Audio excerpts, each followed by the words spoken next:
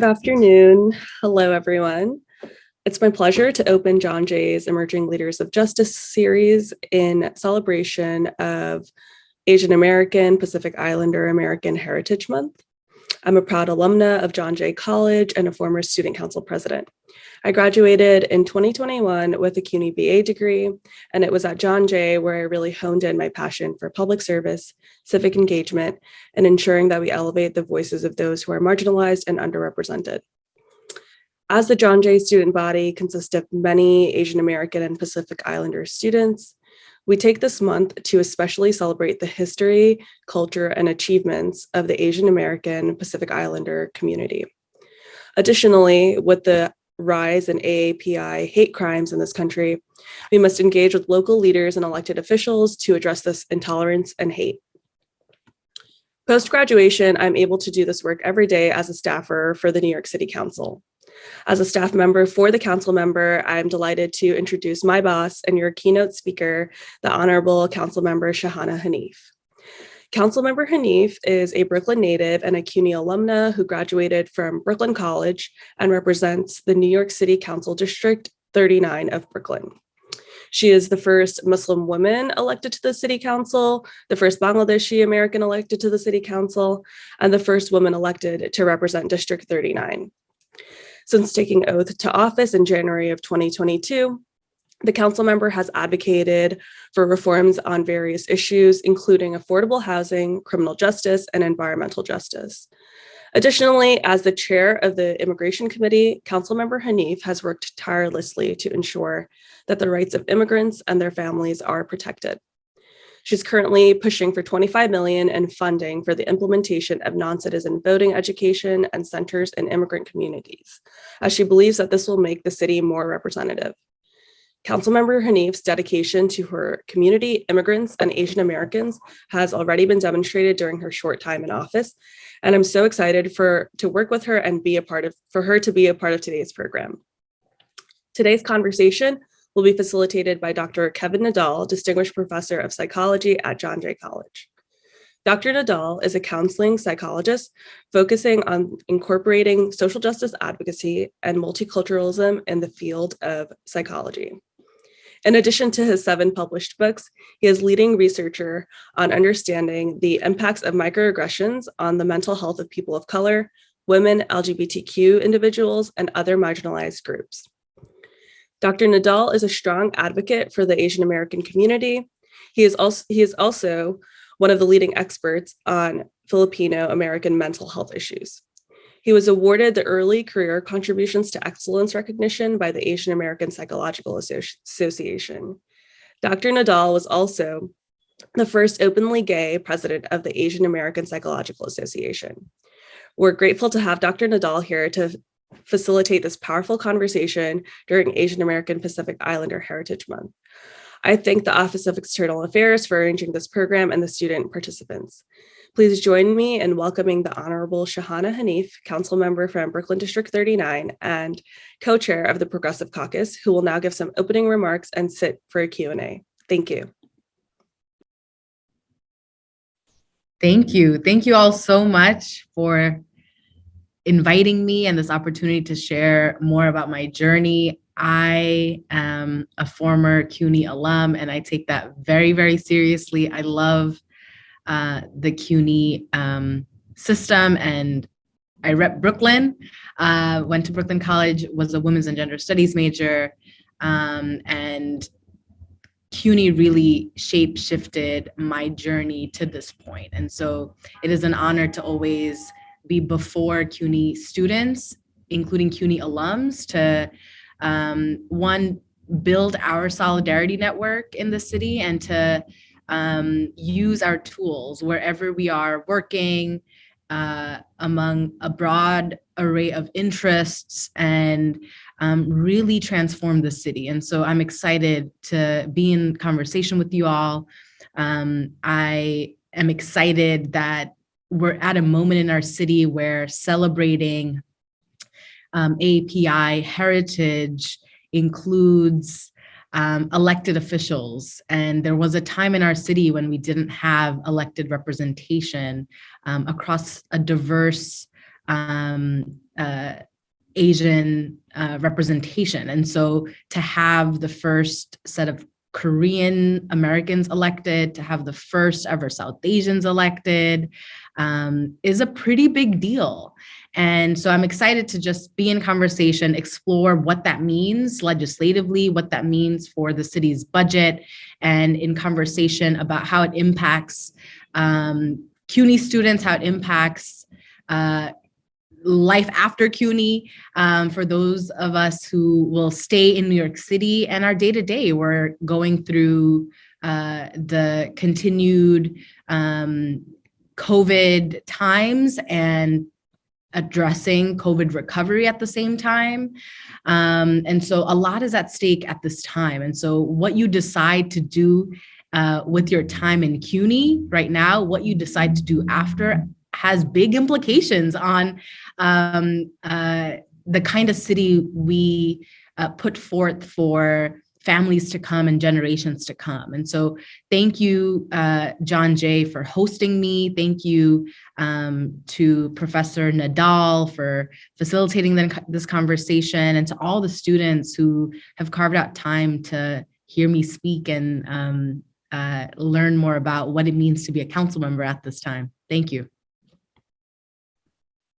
Thank you so much for being your council member. I am really delighted to finally get to meet you, even though it's just virtual for now. But I remember actually reading a news article about you when you were running, and it said something about poised to be potentially the first Muslim American, first Bangladeshi American council member. And, you know, it makes me think about all of the times in which many of us have to be the first. And so, you know, in being a first, it comes with a lot of pressure, a lot of responsibility, and often a lot of fierceness to be able to break down these walls and barriers for tables that we weren't invited for. And so, you know, I want to just start off by hearing a little bit about your journey. And for the students who are watching this now and who will watch this on recorded video later, when did you think that you wanted to run for public office? And what was that journey like for you, especially in terms of telling your family and your friends that this is something that you're interested in doing? Thank you. And before I respond to the question, I just want to give a big shout out to Moose, who is in fact on our team, and you know, thinking about the pressures of public office, Moose is is usually the first on our team that everybody has to interface with. And so it has been a very chaotic journey in the first 5 months of being a council member, given all the firsts, because this is the first time in our city's history that across a very intersectional identity, our communities feel seen in different ways, from young people to older folks to families, to just everybody is having a reaction and has a response. And so it's been really delightful, while at the same time tough to see that, to take in that excitement, because it comes with a lot of responsibilities. And so big shout out to Moose, who has been able to keep a schedule that is both overwhelming, but has given me time to get from one meeting to the next, and just like feeling really rewarded by this responsibility that the voters of the 39th have placed on me. So, you know, I didn't think I was ever going to run for office. It's not something that emerged as a personal interest. And before entering college, I was diagnosed with lupus at 17. And that was really the spark in receiving care and trying to better understand how to navigate the city. As a 17-year-old with lupus, I had to be hospitalized many times. I was receiving aggressive medical treatment to be in remission. I had to go under the knife a couple of times over the journey. And so navigating the city's nebulous healthcare system and health insurance debacles, and not feeling well in that that relating to the ways in which I was being received in other places helped me to understand that the city is one that is deeply inaccessible to people who are disabled, to people who are surviving chronic illness, to people who have mental health issues, and are often blocked from receiving the adequate and equitable care we deserve and should be guaranteed to live a dignified life. And so that was one point of curiosity to me, that has it always been like this, that like it's been this hard to receive care? It was my first time head to head with the healthcare system. So that's one. And then the other was navigating, getting around the city to get to my appointments and recognizing the city's inaccessible transit system. And it was as if the city didn't want me to get better, that the city was okay to abandon me and others like me. And so for me, that realization was recognizing that it's not just me. It's not just me experiencing this. And so how can I use my voice, and what could I be doing right now to make noise about the fact that this is not okay. This is not okay. And so one of the first things I did, I had selected Brooklyn College because the campus had and still has a robust Center for Student Disability Services. So I was at Brooklyn College, and I was in a program that was for lower income, mostly Black and brown kids, to funnel us into science PhD programs. Mm-hmm. And so I'm in this program, and some of my friends are interested in becoming doctors alongside holding PhDs. And I was like, this is great. Like these are the next generation of medical care providers. Like, what do they think of what I'm experiencing right now? What do they think I should be doing? So I asked some of my friends, and they were like, maybe you should write. Like, we have no idea what you should do. Maybe you should write. And so that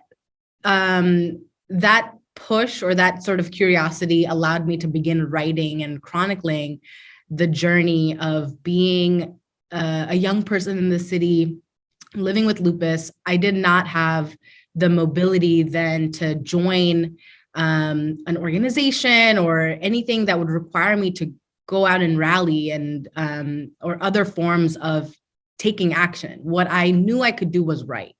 And I started writing. And one of the earliest city services I was rejected for was Access-a-Ride. That's the city's paratransit service. And so I get this rejection letter, and it just did not make any sense to me that I needed, because the city's transit system does not guarantee an elevator or an escalator in every single station, I needed a service that didn't push me into a place where I needed to hop into a cab and pay exorbitant amount of money to get to a doctor's appointment and to the other things I was participating in.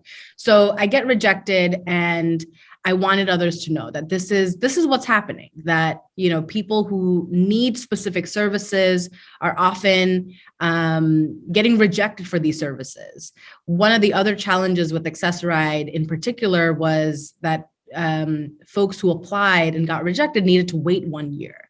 And I found that very prohibitive, that in this 1 year, I would have to wait, and I would have to pay cab dollars or take the bus and try to get around. And so I started writing about just how I was interacting with the city and what services were available, what services weren't.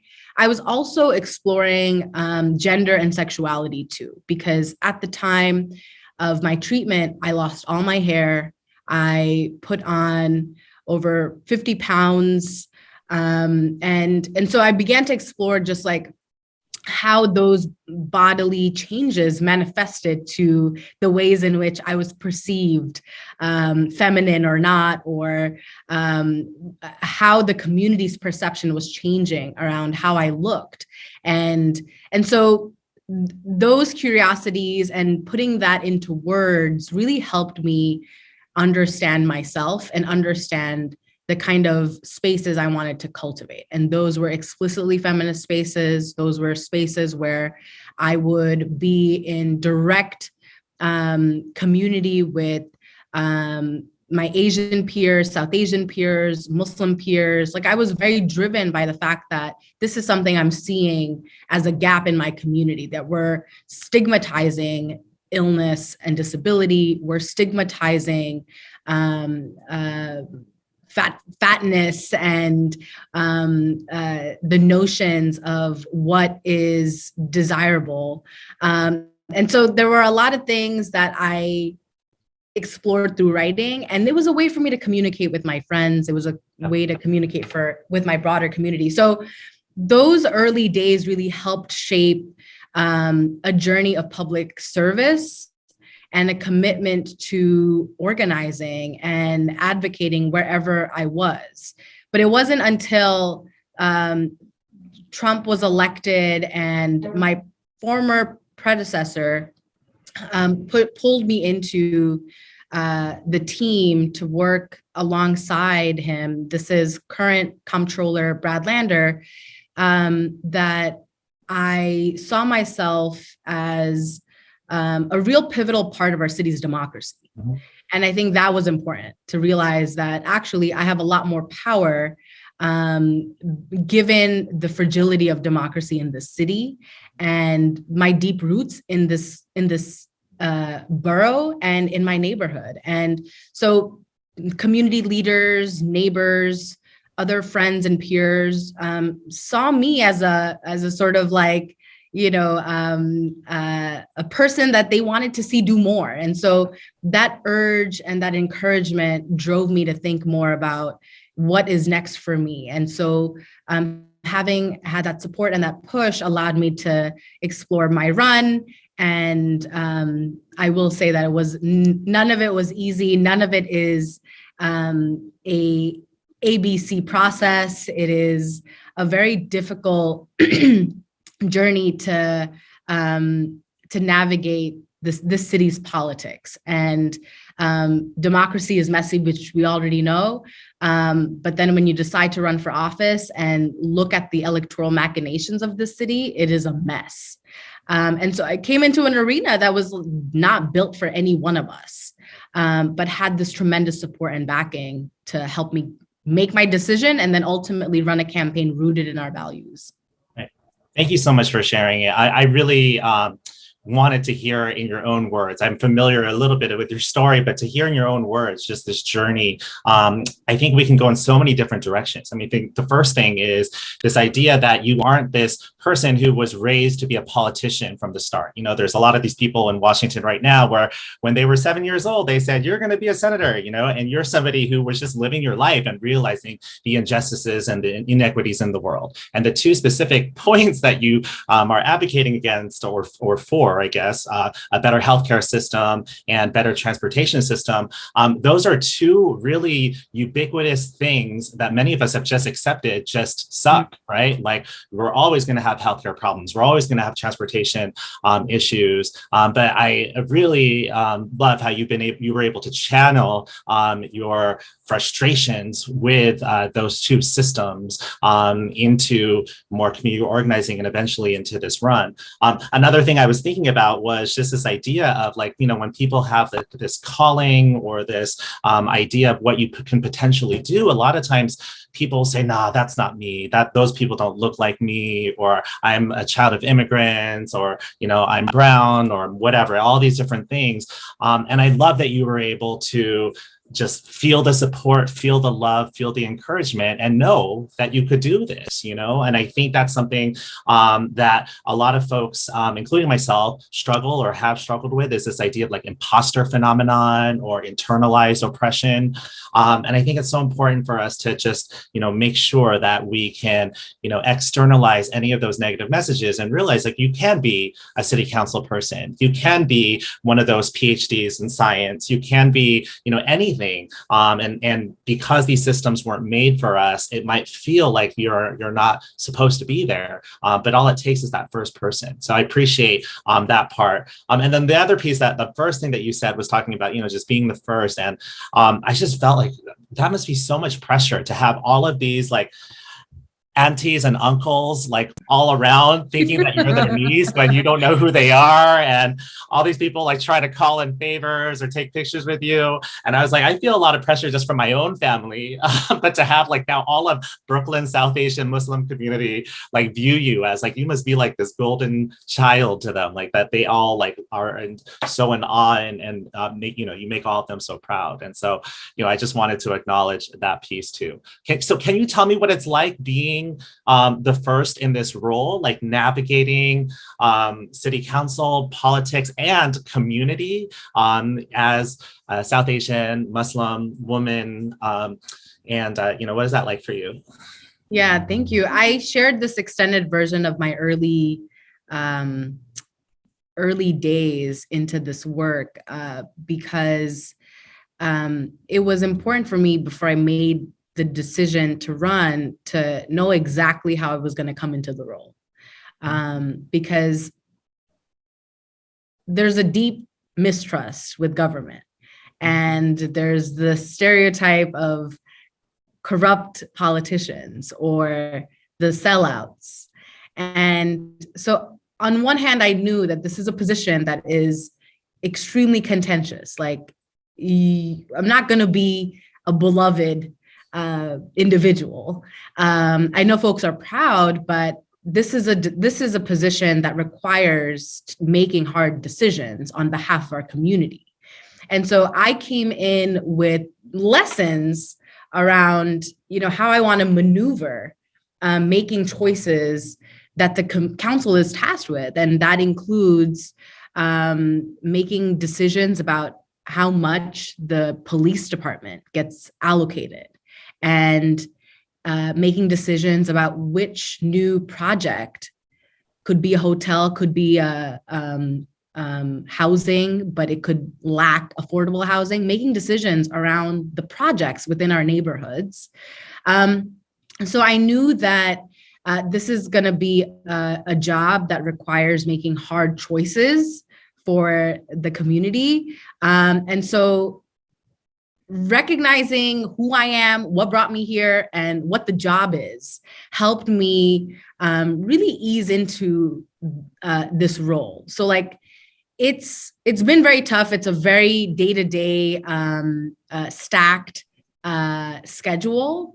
But one of the things we did early on in the team is get the team together to think about what our vision is for our office, and really rooting it into feminist values. We want to be a gender responsive office. The way in which we make decisions about budgets, about the legislative policies that we introduce and support, and then to be rooted in facts and the experiences of the most marginalized when we are listening to our neighbors. This district is one that is socioeconomically diverse, and oftentimes the working class section of the district, which is in Kensington and some parts of Borough Park, often get overlooked. And we don't hear from these constituents due to a lot of reasons, including language access issues. And so for me, it was important to think about the ways in which we would make our office one that is transparent, that is responsive, and accountable to the people not heard, not at these seats, not invited to the tables. And that's a hard task. And so I'm proud of the team that we have, because I see this role as not one where I'm the only one on the pedestal. The people on our team, including Moose, are all on the pedestal with me.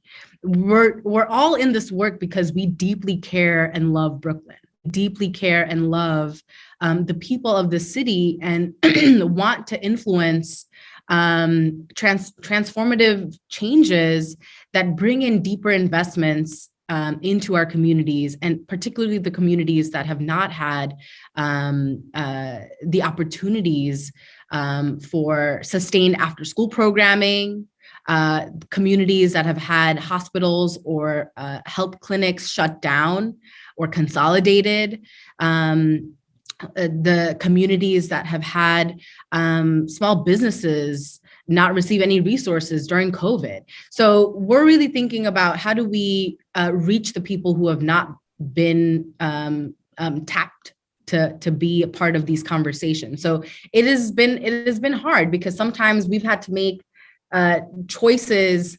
that are contentious, that people don't want to say out loud, like defunding the NYPD and moving money away from the police department's budget for an increase in mental health services, for an increase in guaranteed, dignified, affordable housing, and so much more. And so I've had to wake up every day and remind myself that I've got this, but also I've got this because there are people who are working just as hard as I am every single day that make up my team. So we are really fortunate that this district is really shifting the way that we look at power, and the way we do community engagement in the city. And that's something that we all ought to think about as policies get made. And how do they get made? Are we listening to impacted people? Are we listening to the loudest people in the room? And so it's been an incredible exercise. And to have a staff representative of the district, and also the working class fervor of the city through CUNY students, CUNY alums, was an important decision for me, that the team ought to represent this city, that the team should represent a body of people who have opinions, who are not afraid to push me on ideas I have or thoughts I have about particular issue areas. So it's been a tough 5 months, but it's also been a very incredible journey in recognizing the power of women and the power of women of color who are new staffers, who are emerging leaders of policy and budget making in this city. And so it's a really exciting time to lead.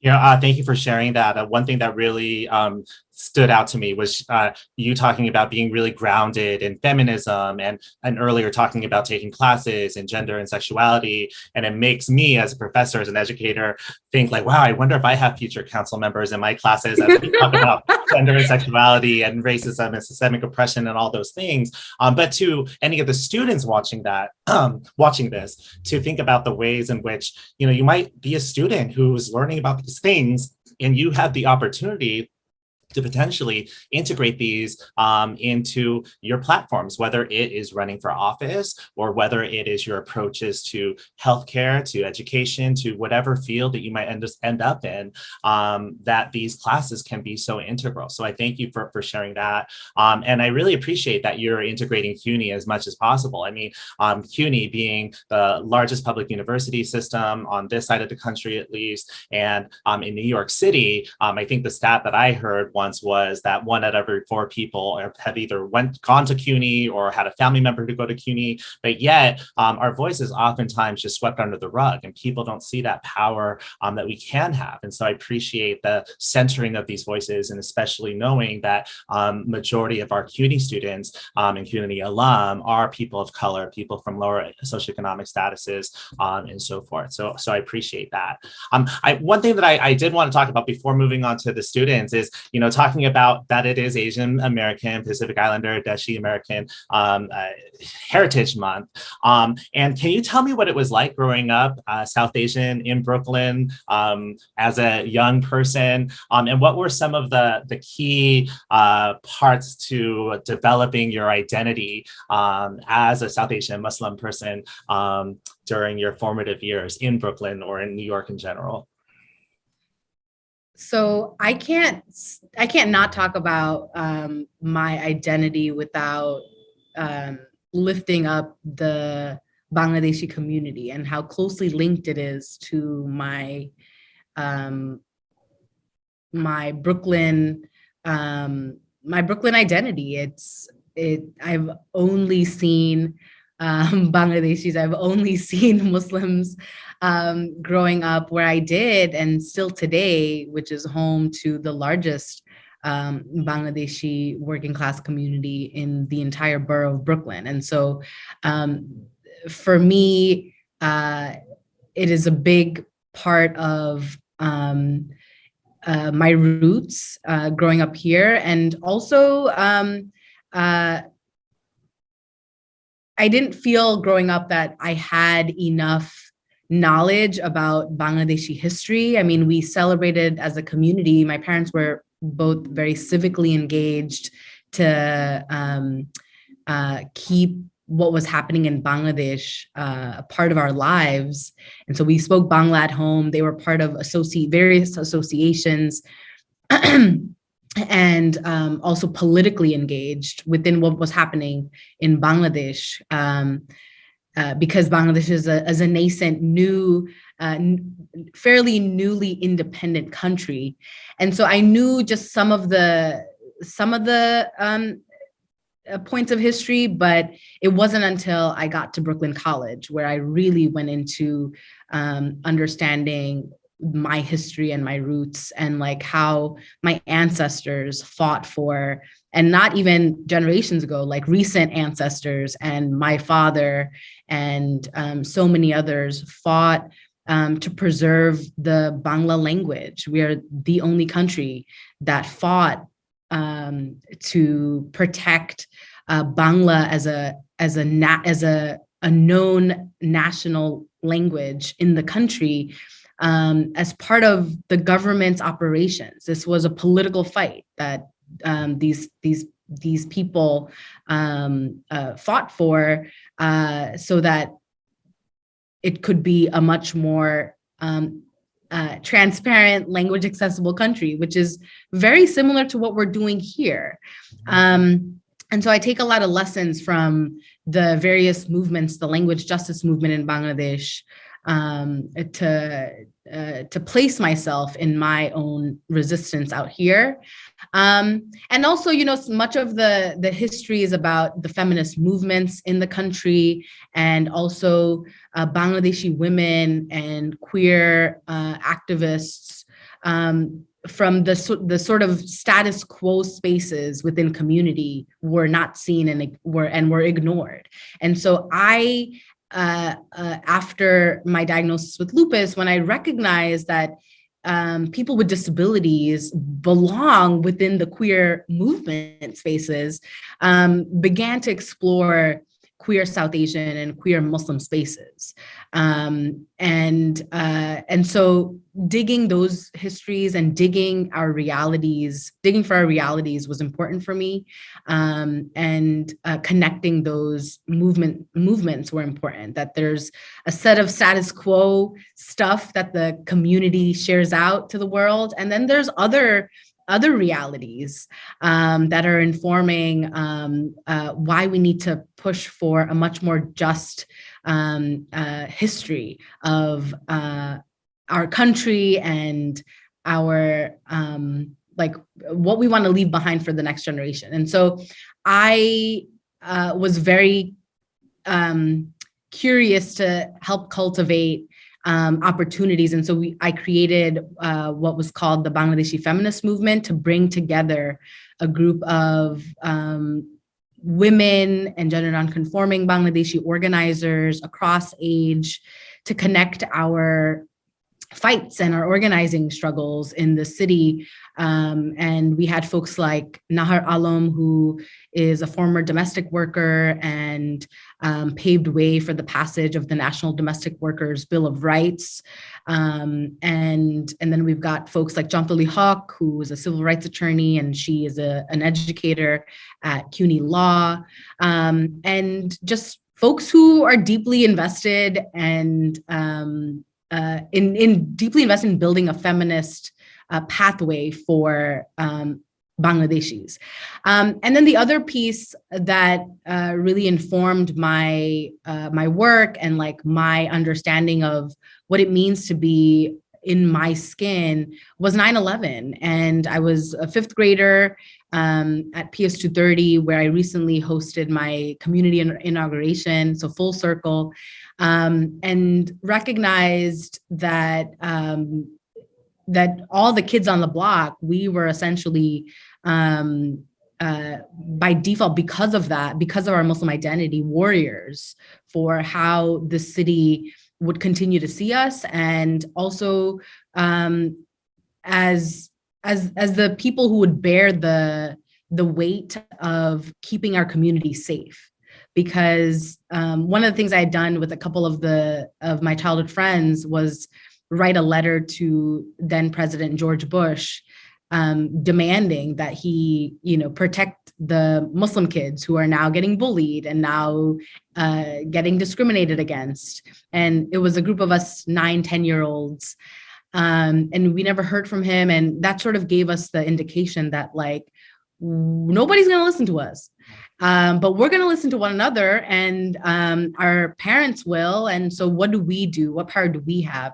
So those early sort of moments of building safety and getting to know my neighbors, deepening my connections around the possibilities of belonging here really helped shape my identity. And, I won this race as a democratic socialist. So that's the other piece. Like, I think what's important for me to share out to folks who hear, who want to know more about me, is that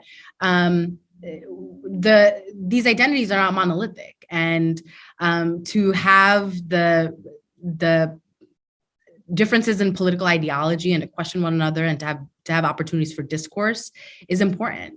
Oftentimes the city has seen Muslims, has seen Asian Americans, South Asians as these monolithic people, mm-hmm. that we only adhere to X and we only adhere to Y. So to be able to really come and present my authentic self and the kinds of political leanings I have, and the growth in that political leaning has also been really important, as I talk about what it means to be a South Asian person in this moment, in this time, and then how it responds to legislation. I mean, I love that I have this opportunity and these tools to go head to head with the NYPD's terrorism chief, anti-terrorism chief. That's John Miller. And a couple of hearings ago, I was able to demand an apology for them having carried out the Muslim surveillance program. And I also had asked for a report to detail the extent to which the Muslim surveillance program was carried out. And the response I had gotten was, this program is a perception of the Muslim community. And so to be able to hear this lie and to call it out, and then to bring in all of the community members who've been working to undo the harms and the traumas of surveillance and entrapment, much of which also took place within the CUNY campuses,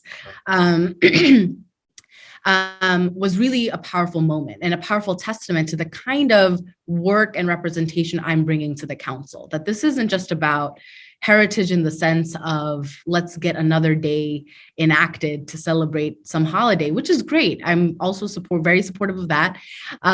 But how are we holding the actors that have, and the bureaucrats that have made choices and passed policies that continue to hurt our people, that continue to make us the victims of increased hate crimes and uptick in xenophobia and Islamophobia and anti-Asian violence?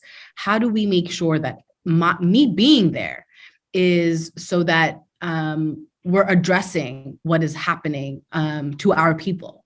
and getting answers. And so, he lied. And what we're exploring right now is what's called a referral. And I've asked the district attorney in Manhattan, Alvin Bragg, to do an investigation for perjury, for John Miller having lied under oath, and so that he doesn't get away with it. And so I'm using the new tools to really assess, like, what does it mean to be a South Asian council member? What does it mean to be Muslim? And what can I be doing to make sure that what we've experienced over the last couple of decades following 9/11, that the city acknowledges that the police department no longer in its history reinforces surveillance apparatuses. And this was a question we asked because this current administration is expanding facial recognition techniques and other forms of surveillance. So this is really important for us to keep an eye out, because what happens to Black communities also impacts Asian communities.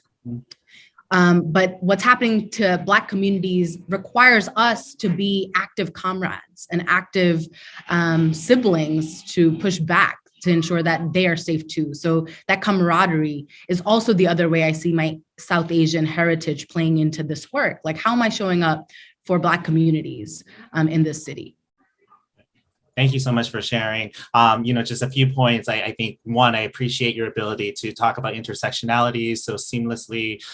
The idea that we don't just have our singular identities, that we're always constantly navigating what it means to be the different religious groups, different gender and sexual orientations, gender identities, gender presentations, even you mentioned earlier, just how that makes up our whole selves and how we have to show up as our whole selves. And so I appreciate that.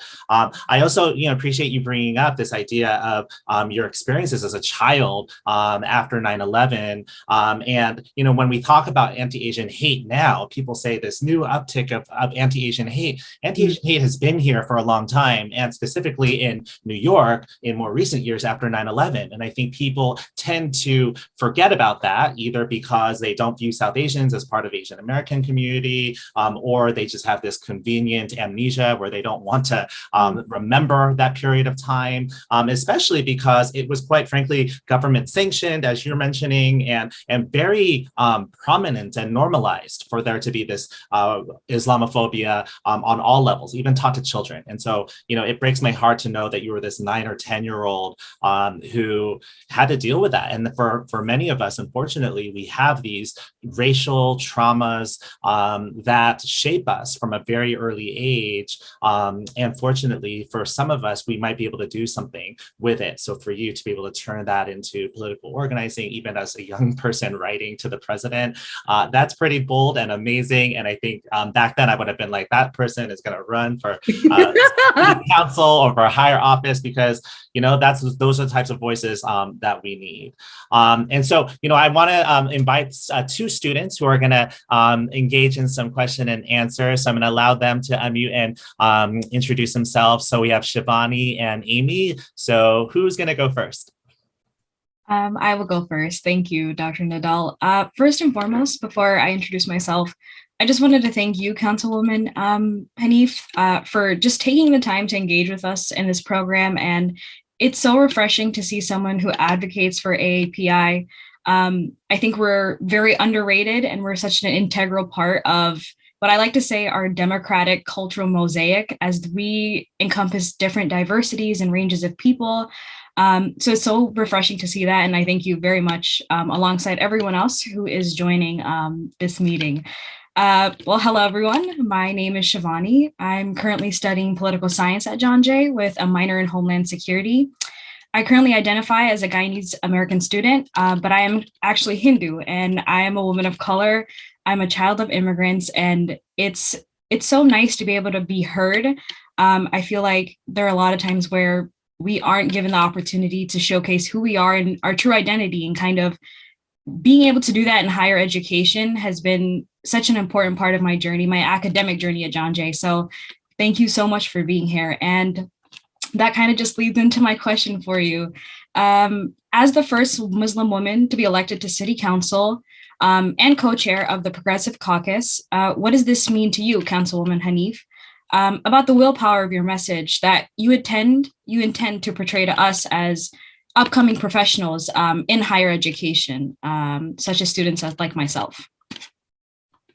Well, thank you so much, Shivani, for your kind words.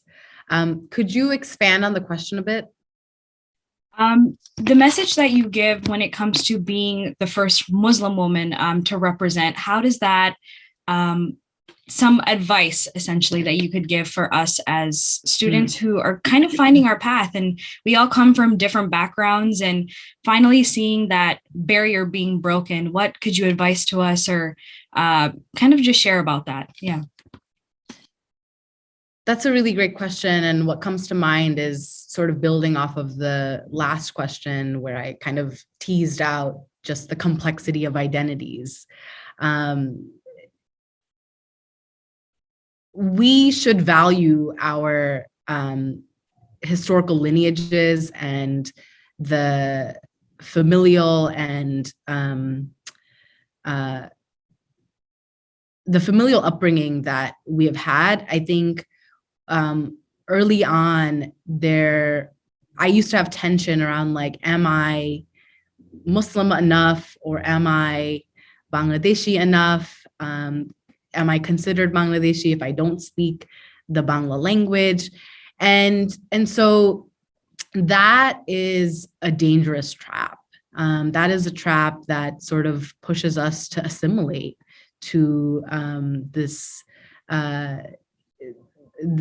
it pushes us to assimilate, and then to erase the parts of ourselves that must be preserved in holding on to our identities. And so my advice is, look at your history and try to get the full picture of what it took for our homelands to gain independence, or whatever fights there were, because each of our homelands have had fights that were for women, that were for queer people, that were for trans rights, that were for making a government and governing much more transparent. Despite all the political upheavals that have taken place. I would always hear growing up like, oh, Bangladesh is so corrupt. And now as I, immerse into my role, I'm like, right, but there are movements that are trying to push for democratic values.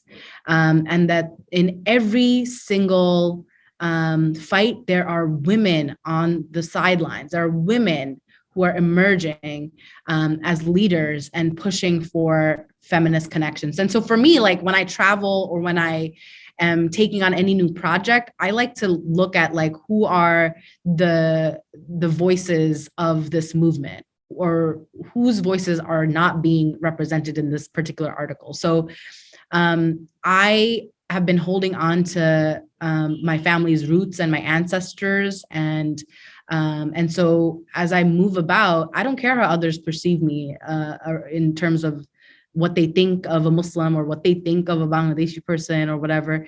I am a Muslim and I am a Bangladeshi person, and I also happen to be born and raised in Brooklyn. And so lead with that, like really lead and lean into your identity.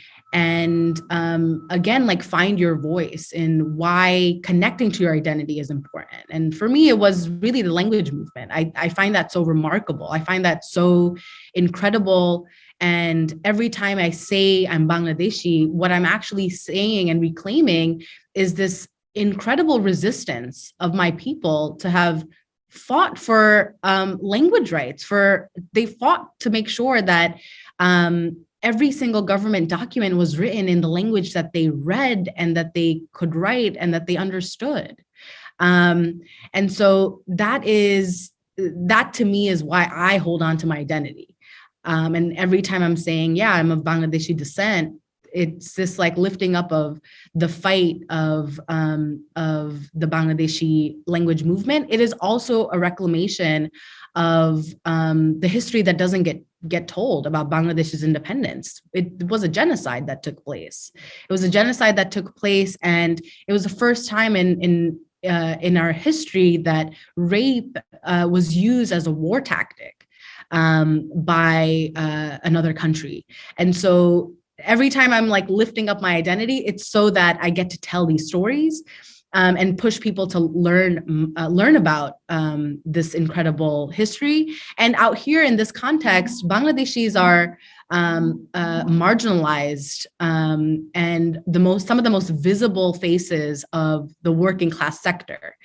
Deliveristas, food vendors, taxi cab workers, undocumented construction workers. We are visible faces of the working class economy in the city. And so when I'm talking about my people, I am also pushing our neighbors to see who they're running into at the Dunkin' Donuts every morning. And this isn't to erase like all the other professional careers that our people have gone into. I'm deeply proud of that, but the people who are running the city day to day, the most visible and vulnerable by the city's inadequacies are our immigrant families. So that is why I talk about identity a lot. And it's this connection and retelling of my history and connecting it to this moment in New York City where, for me, the Bangladeshi community is the fastest growing Asian ethnic community. And as I was looking at numbers around food insecurity, Bangladeshis were among the highest population that were experiencing deep food insecurity. And, I was there when across the city, Bangladeshi women built out incredible mutual aid networks alongside all the other opportunities. But it was really important at that moment as I was talking to reporters or connecting people that I was sharing out all the incredible work that young people and women were doing too. So I urge you all to lead with that sort of potency in recognizing the power of your heritage and how it translates to the kind of fights we're embarking on in the city. Thanks so much for sharing that, Council Member.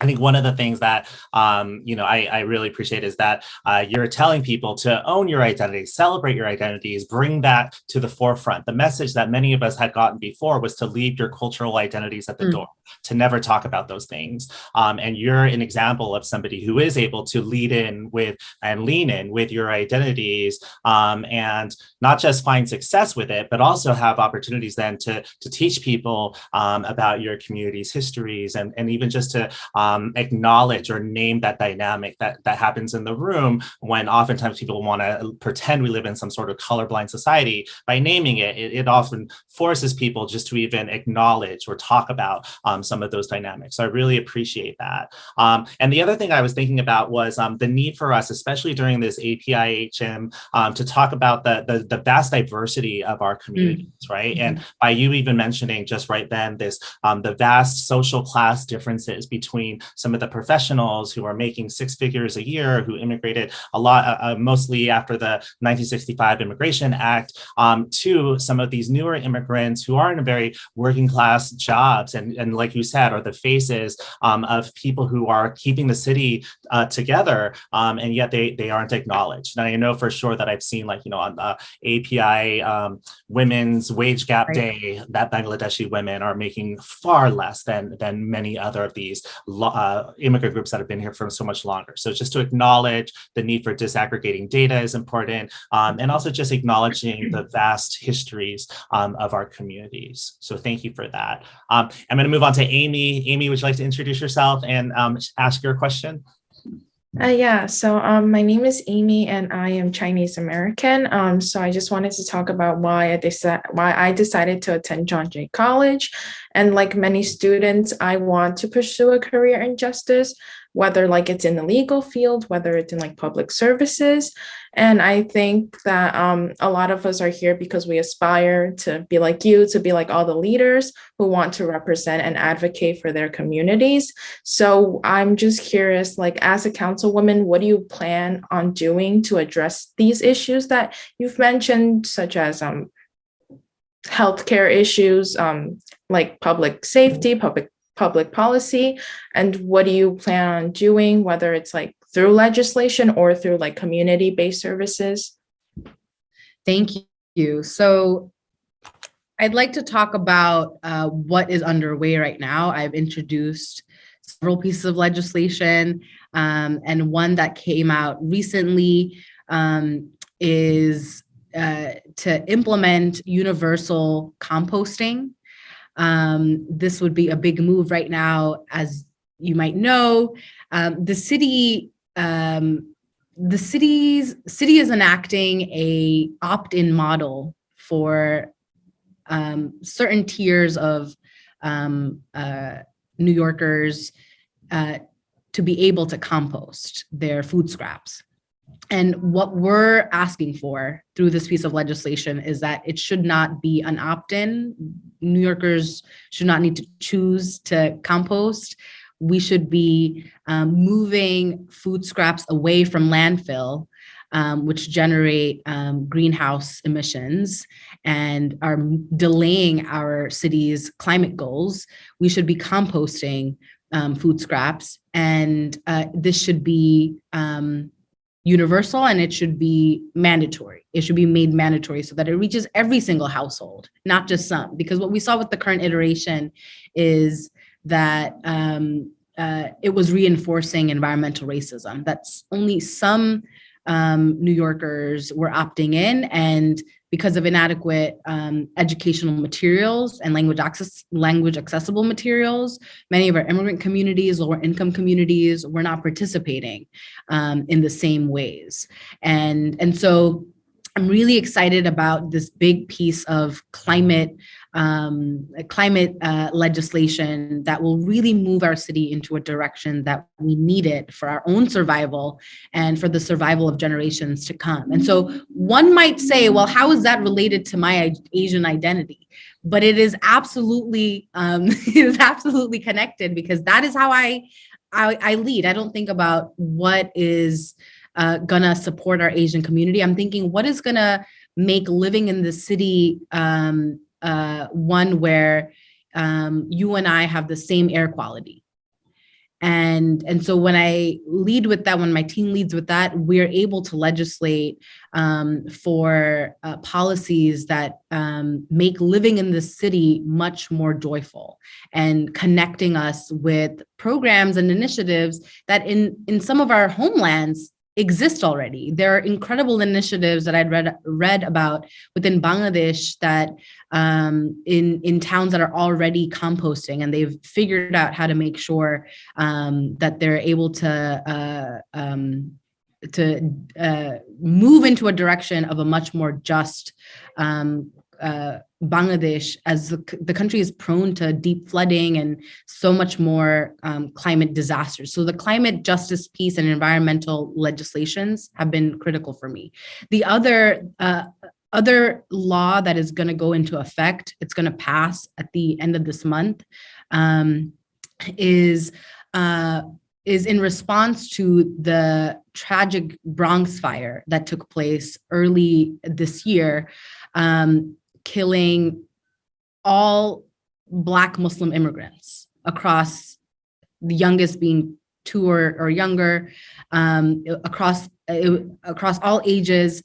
And one of the pieces of legislation that we had introduced was to regulate the sale of electric space heaters. One of the reasons why the fire took place was because a space heater tipped over and it caused the fire. And so what we're asking for is that upon tipping over, the space heater will automatically turn off, and it will just shut off, and that will not cause the fire. And then we're also asking for there to be much more stern regulations around the sale of space heaters. So one, there's going to be a ban on the space heaters that don't have this particular feature to turn off, and then a tiered model for fines for the big chain stores and the businesses that might continue to sell these kinds of banned space heaters. So we're responding to the times right now, and I'm really proud that we've been able to move this piece of legislation while also recognizing that much more work needs to be done to organize tenants. This is a city that continues to harm our most lowest income tenants in the city. And there should be no reason why they're New Yorkers without heat and are forced to use supplemental heat with space heaters. So there's a bigger question that cannot potentially be legislated.